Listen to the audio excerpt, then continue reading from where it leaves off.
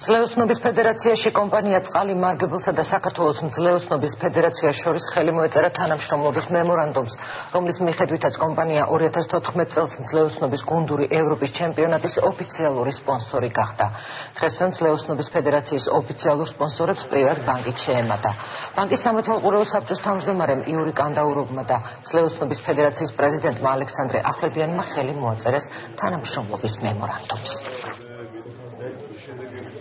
რაც უფრო მეტ მსგავს პროდუქტს შევხვდეთ ჩვენ ქართულ ბიზნესს, მე დარწმუნებული ვარ, რომ მათი მხრიდანაც მხარდაჭერა იქნება გაცილებით მეტი.